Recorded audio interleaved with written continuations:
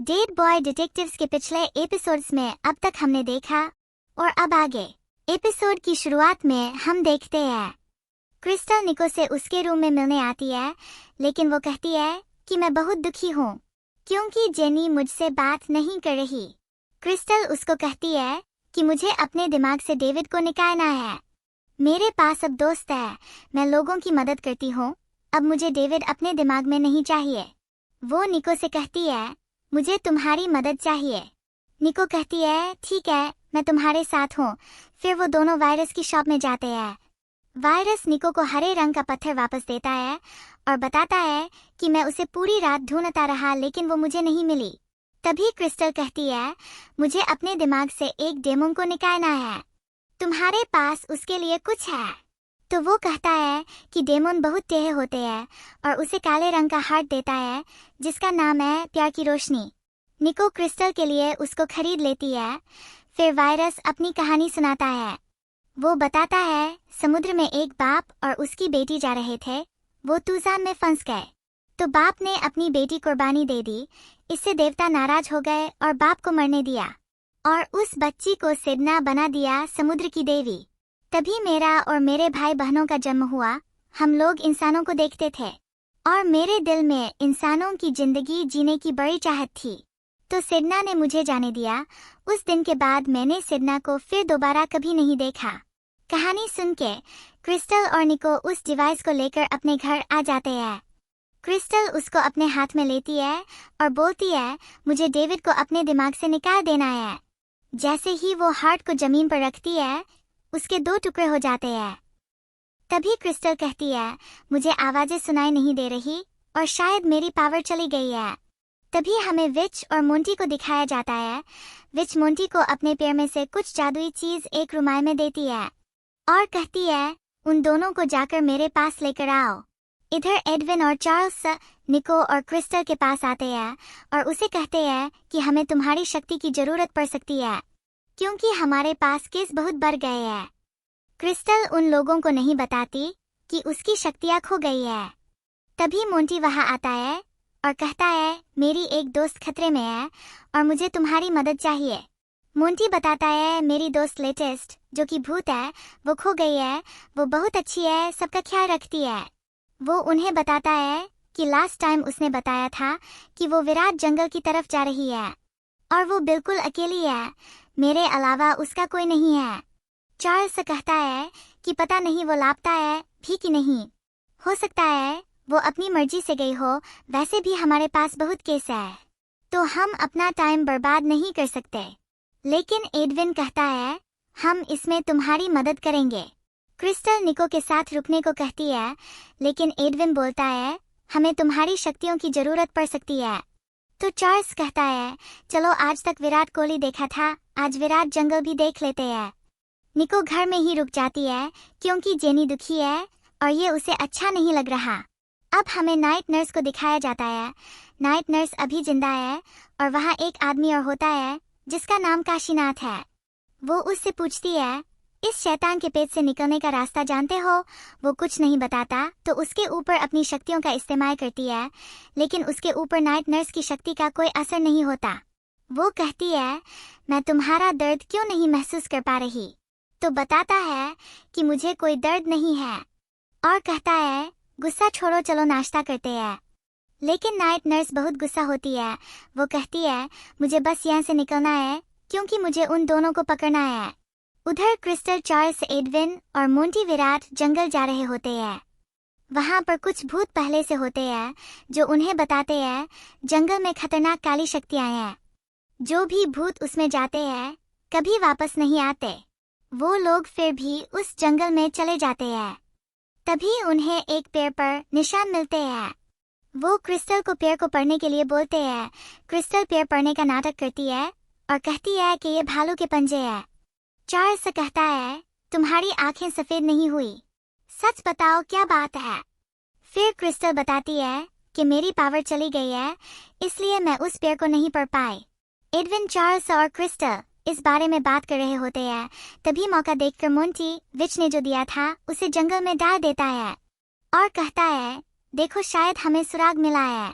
Edwin उसकी जांच करता है तो उसे पता चलता है कि ये एक फंगस है जो भूतों के लिए बहुत खतरनाक होता है। इधर बूचर शॉप में निको जेनी से बात करने की कोशिश करती है। वो उसके पास आती है, लेकिन जेनी उससे बात नहीं करती क्योंकि वो बहुत फ्रस्ट्रेटेड है और उसके साथ जो हुआ वो उसे भूल नहीं पा रही। इधर जंगल में क्रिस्टल और चार्ल्स से बात कर रहे होते हैं। तभी वो लोग देखते हैं कि एक चमकदार चीज होती है जो कि एक जानवर की आत्मा है। तभी उसे जानवर की आत्मा को फंगस निगल लेता है। क्रिस्टल पूछती है, क्या फंगस भूतों को खा सकते हैं? तो एडविन बताता है, कुछ जीव इससे अपनी ऊर्जा बढ़ाते हैं। हम भूतों में ऊर्जा होती है। हमें दोबारा मार तो नहीं सकते, लेकिन हमें खाया और सुखाया जा सकता है। तभी चार्ल्स और एडविन अपने ऑफिस में जाकर एक बुक लेकर आते हैं जिसमें उस फंगस के बारे में लिखा होता है और उसका नाम होता है भूत भक्षी। क्रिस्टल कहती है, ये तो बहुत छोटा सा है। तो चार्ल्स बताता है कि ये भूत भक्षी बहुत खतरनाक है। ये जिस भूत को खाएगा उसका पूरा वजूद मिट जाएगा। उसको ना मुक्ति मिलेगी, ना पुनर्जन्म मिलेगा सिर्फ अंधेरा। एडविन कहता है, घबराने की जरूरत नहीं है, बस हमें सही हथियार चाहिए। और वो एक केमिकल फार्मूला बनाते हैं और फंगस के ऊपर डालते हैं जिससे फंगस खत्म हो जाता है। लेकिन तभी वो देखते हैं कि फंगस और बड़ा हो गया है। तभी चार्ल्स को बुक में कुछ और मिलता है और उन्हें पता चलता है कि ये चीज बहुत तेजी से बढ़ती है और इसका ठिकाना जमीन के नीचे होता है। अब उन्हें उसकी जड़ तक पहुंचने की जरूरत है। इधर नाइट नर्स अभी तक एंजी के पेट में फंसी होती है। वो काशीनाथ से कहती है, मैं बहुत परेशान हूँ, बाहर इतना काम है और मैं यहाँ पेट के अंदर फंसी हुई हूँ। काशीनाथ उसे रिलैक्स करने के लिए उसका हाथ पकड़ता है और समझाता है कि मछली को मारने से अच्छा एक बार उससे बात करके देखो। और फिर कहता है कि मेरी दोस्त को जमीन पर छोड़ दो और फिर वापस आ जाना। तभी हम देखते हैं कि शायद इंजी ने उसकी बात मान ली है। फिर वो नाइट नर्स को अपनी अंगूठी देता है और कहता है कि ये तुम्हें मेरी याद दिलाएगी। इधर जंगल में क्रिस्टल और चार्ल्स को कुछ मिलता है। क्रिस्टल उसमें डंडा मार के देखती है, लेकिन वहाँ कुछ नहीं होता। तभी उसे डेविड की आवाज दोबारा आने लग जाती है। डेविड कहता है, मुझे अपने दिमाग से बाहर निकालने के लिए बहुत अच्छी चाल चली। और जंगल में हर तरफ डेविड दिखने लग जाता है। वो लोग वहाँ से भागते हैं। डेविड उससे कहता है, अब तुम एक मामूली सी लड़की हो और अब मेरे किसी काम की नहीं बची। तभी चार्ल्स अपना बैट निकालता है और फेंकता है, जिससे सारे शीशे टूट जाते हैं और सब कुछ दोबारा नॉर्मल हो जाता है। इधर एडविन को पता लगता है कि भूत भक्षी के निशान 1 किलोमीटर दूर तक फैले हैं। मोंटी उसकी बातों का जवाब नहीं देता। वो कहता है, मैं तुम्हें पसंद करता हूँ और तुम मुझे पसंद नहीं करते। मोंटी कहता है, मैंने तुम्हें किस की, लेकिन तुम्हें कोई फर्क नहीं पड़ा। एडविन बताता है, वो मेरा पहला किस था और कहता है, तुम मेरे दोस्त हो और अभी मेरी जिंदगी में बहुत उलझने हैं। तभी मोंटी कहता है कि हमें यहाँ से जाना चाहिए, वो भी अभी। तभी वहाँ कैट किंग आ जाता है और मोंटी से कहता है, मुझे मालूम है तुम विच के पालतू कौवे हो, उसने तुम्हें जादू से इंसान बनाया है। और बताता है कि इसकी कोई भूत दोस्त भी नहीं है। मोंटी गुस्से में वहाँ से चला जाता है। एडविन भी बहुत गुस्से में होता है और वो कैट किंग को बोलता है कि जब तक ये कड़ा है तब तक तुम हो और मैं तुम्हारा कोई पालतू खिलौना नहीं हूँ। और वहाँ से चला जाता है। तभी हम देखते हैं कि विच जंगल में आ जाती है और मोंटी से एडविन और चार्ल्स के बारे में पूछती है। मोंटी कहता है कि वो लोग यहाँ नहीं है, तो उसे गुस्सा आ जाता है और वो मोंटी को मार देती है। तभी एडविन भागता हुआ चार्ल्स और क्रिस्टल के पास आकर मोंटी के बारे में बताता है। तभी जमीन से वो खतरनाक भूत भक्षी निकलता है और विच कहती है, जल्दी से मेरे शैतान का निवाला बन जाओ। तभी भूत भक्षी उन दोनों को पकड़ लेता है। विच क्रिस्टल को मारती है और क्रिस्टल को धोबिन की बातें याद आती है और क्रिस्टल डेविड के पास पहुंच जाती है और वहां मौजूद बड़ी सी आंख में घुसती है। बिल्कुल अलग जगह पर आ जाती है जहां पर पेड़ चमक रहा होता है और उस पेड़ के नीचे कुछ औरतें बैठी होती है जो उसे बताती है, हम तुम्हारे पूर्वज हैं। क्रिस्टल पूछती है, हम कहाँ हैं? तो वो उसे बताते हैं, हम बहुत स्पेशल जगह है, यानी कि तुम्हारे दिमाग में। वो उनसे पूछता है, क्या आप लोग भी मेरी तरह साइकिक है? वो कहती है, हाँ। फिर उसे बताती है कि तुम साइकिक से बहुत बढ़कर हो। हमारे खानदान की औरतें बहुत अनोखी होती है। क्रिस्टल पूछती है, क्या मेरी पावर वापस मिल सकती है? वो उसे बताती है कि तुम्हारी शक्ति वापस मिल सकती है और वो शक्ति बहुत बड़ी है। उसकी पूर्वज उसे बताती है, तुम्हारी यादें तुम्हारे अंदर है, उन्हें कोई चुरा नहीं सकता। और बोलती है कि शैतान हमेशा से यही चाहते हैं कि हम कमजोर महसूस करें।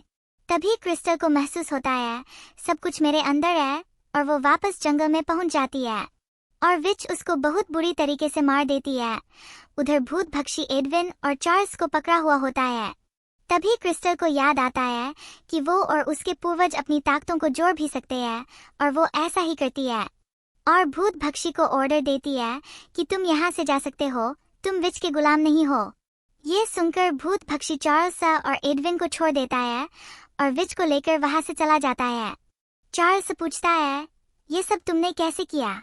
वो बताती है कि मेरे परिवार की सारी औरतों ने मेरी मदद की, मेरी पावर वापस आ गई है, वो सब मेरे दिमाग में है, डिटेल में बाद में समझाऊंगी।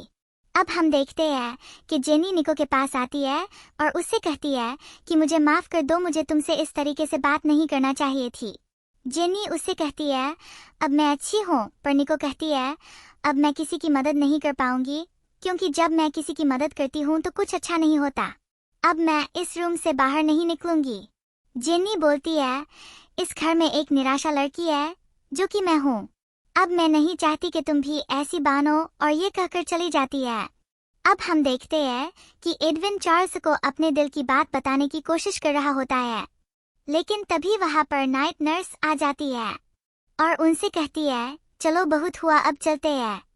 चार्ल्स कहता है, सब कुछ मैंने किया था, एडविन को छोड़ दो, क्योंकि तुमको मैंने मारा था, जो कुछ किया है मैंने किया है, और एडविन की जगह नरक में नहीं है। वो सिर्फ एक तकनीकी गलती थी। तभी वो अपनी डायरी निकलती है और उसमें दिखता है कि कुछ तकनीकी गलती है। नाइट नर्स बोलती है, इतने सालों में मैंने ऐसी पहली बार देखा है। तभी एडविन कहता है कि मेरे क्लास में कुछ बच्चों ने गलती से मेरी कुर्बानी दे दी, और जो मुझे लेने आया था उसने भी माना था कि यह कुछ तकनीकी गलती है। तभी हम देखते हैं नाइट नर्स के हाथ में जो अंगूठी होती है वो भी चमकने लग जाती है, और नाइट नर्स के बोलने का तरीका काफी चेंज हो जाता है। ऐसा लगता है कि ये अंगूठी का असर है, और वो कहती है, चलो ठीक है, मैं इसकी तहकीकात करती हूँ, और जब तक तहकीकात पूरी नहीं हो जाती तुम दोनों एक साथ रह सकते हो, लेकिन लास्ट एंड फाउंड डिपार्टमेंट में। तभी हम देखते हैं कि अजीब सा जीव आता है और एडविन को पकड़ कर ले जाता है। एडविन की डायरी वही छूट जाती है और ये एपिसोड यही खत्म हो जाता है। आपको एपिसोड कैसे लगा कमेंट बॉक्स में जरूर बताएं, और please like and subscribe my channel. मिलते हैं अगले एपिसोड के साथ। बाय।